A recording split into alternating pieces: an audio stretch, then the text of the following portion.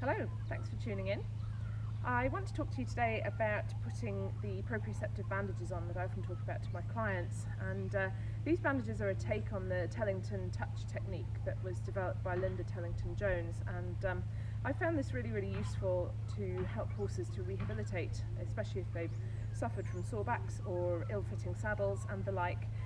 And I always recommend that the horse is checked and treated if needed by a qualified bodywork professional before using these, because this can cause detriment if they haven't got the appropriate muscles released as well.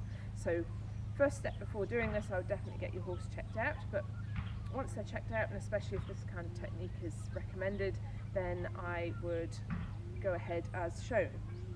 It's probably easier to show you and talk through as I do it rather than try to describe it first.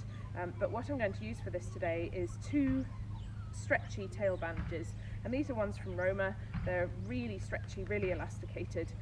One of mine is looking a little bit well loved, so apologies for that, and but it will still do the same job.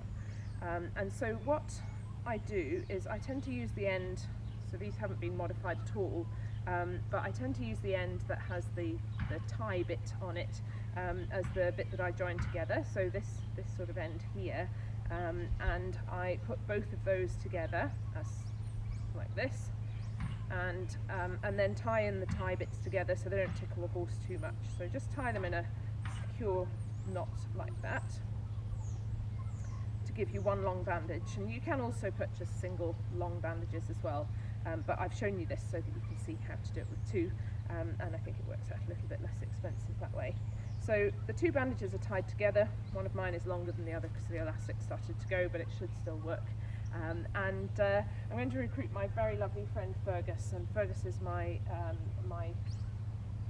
loved horse, who is also our stallion and demo horse. So apologies, he's had a lovely day in the sun. It's a beautiful winter's day here in New Zealand, and he has had a lovely time with his rug off. So I've tidied him up as much as I can. We're not quite ready for turnout classes yet, but hopefully he's clean enough for you to see what we're doing. So just a note on safety before I start, always with a horse that you don't know how they're going to react, don't wander around the back of them if they've just got these put on for the first time. And I'll show you how to put it on safely so that you hopefully don't get in the way if they react aversively to them when they first go on. So I take the first piece, one end, and pop it over the wither like so. And you want it to sort of tie around a bit like a breastplate with about 50% stretch in it. So we stretch it, and then I'll drop the end on the floor. Just be careful of that if the horse is at all flighty, and then tie it in a knot here, just like that. And what you want it to do is sit nice and flat over the wither, or you can have it slightly further back, and also flat on the chest here, like so. And then, in order to not get kicked if they react to it, I tend to throw it over the top of their back like that, and then, good boy Fergus, please move around for me. Good boy, keep moving, keep going. Come on, that's on the chest. Good boy. So then you've got the pieces of bandage sitting over his back like this, and I tend to then bring it round behind them, and you want it to sit nice and flat against this sort of curved part of their thigh. So I always bring the tail out like that so it's actually sitting against their skin, and you want that to also have about 50% stretch in it. And then bring that up along their side, and tie it at about the same height as the knot on the other side. So bring it through, make sure you've got about 50% stretch in those bandages, and that actually then brings this section further back. And I tie that in a quick release knot like you'd use to tie them up,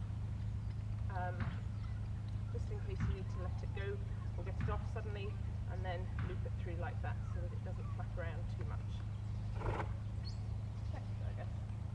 And then you just want to make sure it's sitting nice and firmly on there, and straight, flat, and then it's like that also along the back legs and the front legs, at the front of the chest.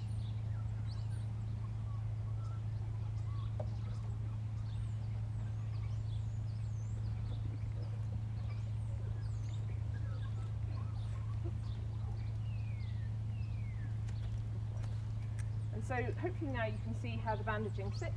You can have it so that it doesn't pull up quite so much by having it less tight around the front, but it's really important that this part is flat against the chest here, because you want it to encourage the thoracic sling to engage through proprioception too. There is a second technique which I can document in another video if you like, but I find this technique sits best for most horse types. So thank you for watching, and send us any questions through if you have them.